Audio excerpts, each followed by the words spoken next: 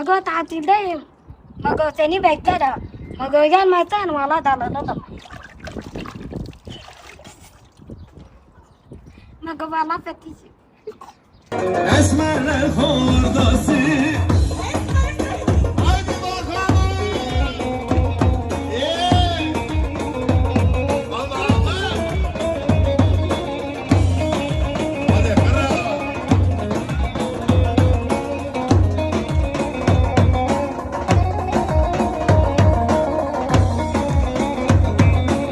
Kapıda böylesine. Faruk kurban aynam güleçe haribiya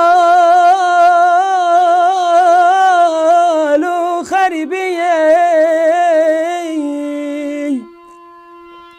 Faruk kurban aynam göz fedayı Lu seruki khame Faruk kurban aynam göz fedayı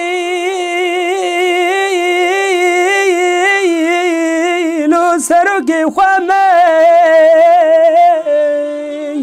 دار سوارو لو لو غريب زم دار سوارو لو بكسمن سوارو قربان مقولة خريبيا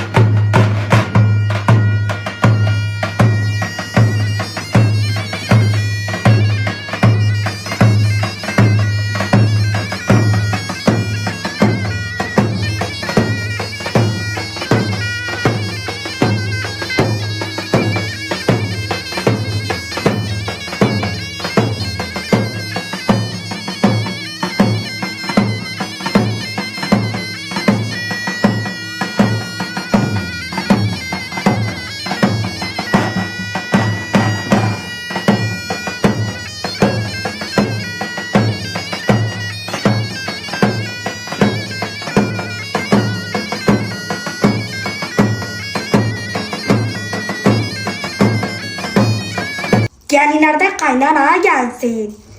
Kaynana! Kaynana bende durmaz. Elini işe vurmaz. Oturup baş köşeye dırdır çenesi durmaz. Aşıktır ışıktır. Dandan ola alaşıktır. Çok severme kaynana. Oğlum bana aşıktır.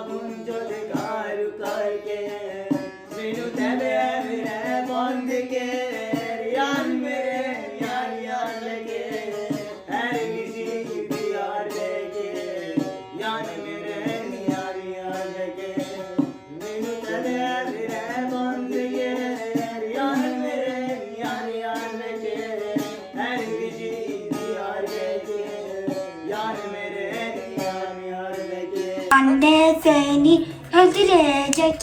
Anne hiçbir şey de yapamaz. Şimdi home bitkisel leke çıkarıcıyla hallediyorum.